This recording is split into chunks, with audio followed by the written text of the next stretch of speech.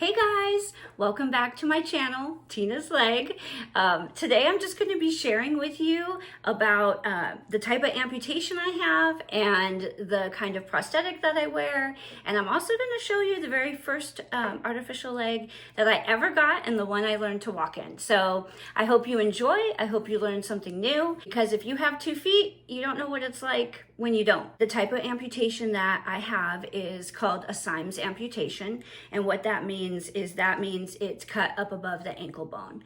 So it is not an amputation that they do as much anymore. And so I am very limited on the type of feet that I can order, even the type of foot shells, which this is just a shell, and I even paint the toes. Technology has changed so much throughout the years. I started out wearing this. This is the cutest little thing. This was my first leg.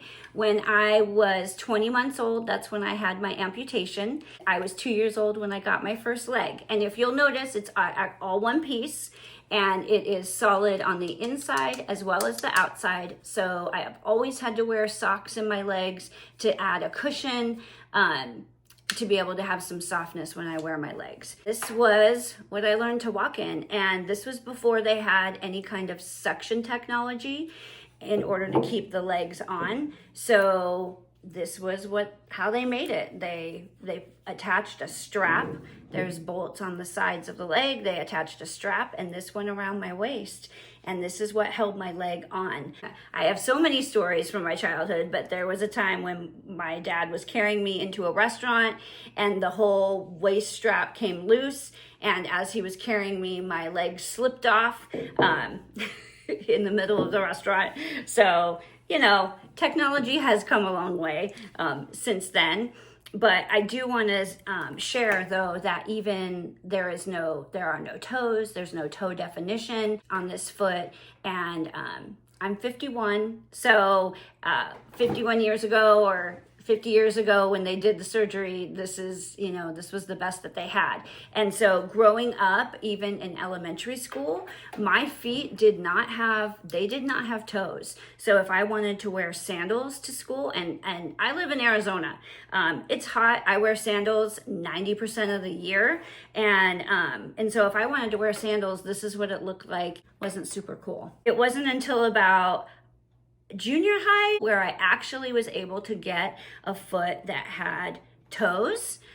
Even then, I don't think I had the split toe option until later. So the split toe is a game changer for me because I love sandals and I wear sandals all the time. And so I'm able to wear sandals with this. But even in high school, if I wore sandals, I couldn't wear the ones where it had the strap in between the toe because I didn't have that option.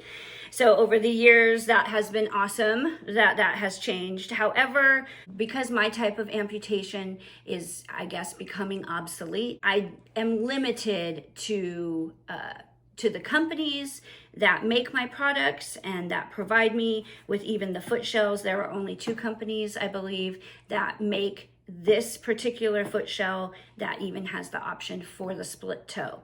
Over the years, because they want more room to be able to have more options and technology down here, then they prefer to cut up higher on your leg.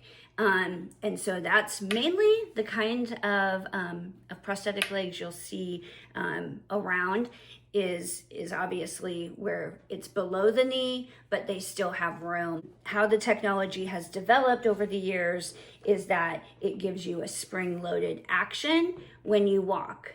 It looks more like a real gait when you walk, just as if you were to have 2 feet. I have the very basic technology to where it's just it is one of the carbon fiber feet that has like the prongs, and it attaches, it's bolted onto a mechanism underneath the leg. I've had this leg for 12 years. I am in the process of getting a new one. Actually, tomorrow I go and pick up my new leg, and I am nervous. I am praying that it fits well. I started the process last March, and it is the end of January in 2025. So it has been almost a year. The first leg that he made me was a little too tight, and I couldn't get into it. And again, that's because the guy who makes my prosthetics, he had to outsource part of the process, and because of that, he wasn't able to control all the factors. My leg slips in to this, and I wear it like a boot. And but there is a bladder system on the inside, which means that it starts out hard up here, but then as it goes into the leg, it is softer, and it has wiggle room in there, and so which allows me to have more comfort at the bottom. That is a huge benefit. And obviously that was something that they didn't have back then. I have to get a new foot shell every 6 months. So even though the leg has lasted me 12 years, the foot shells I go through about every 6 months. I wear them out. It's just like wearing a pair of shoes every day. Eventually it will wear down at the bottom. It starts to split where the toes bend. Sometimes this material will split, or it will split along the back as well, just from the pressure of walking. I am not able to wear high heel shoes just because it is a flat leg. They do have technology for it, but I have to have more room. So I have it's about a 3.5 inch gap from the ground to where my foot starts here, which means that is not a lot of room to bring in technology to be able to adjust heights or anything like that. If I was missing a little bit more of my leg and had a little bit more room, there are some feet that you can get a little wrench, and you can actually adjust the height of the foot so that you can wear different heels and a variety of different shoes. So I have always been stuck wearing flat shoes or shoes that have very little heel on them.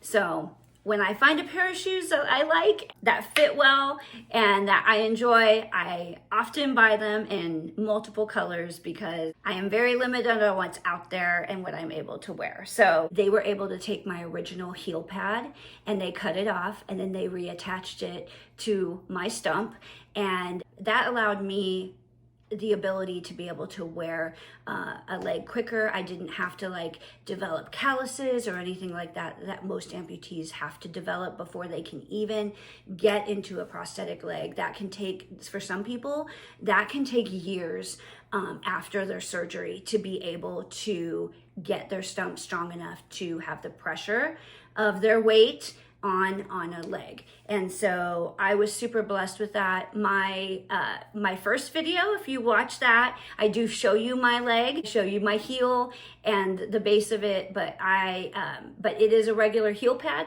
So when I walk on my heel pad, it feels just like you would walking on your heels. And getting a new leg is a very emotional process as well. It's mental and emotional. It's not just physically having to break in a new leg, which is a daunting in and of itself, because when you get a new leg, you are dealing with different pressure points. You're also dealing with different areas that the new leg might rub on the skin that your old leg didn't.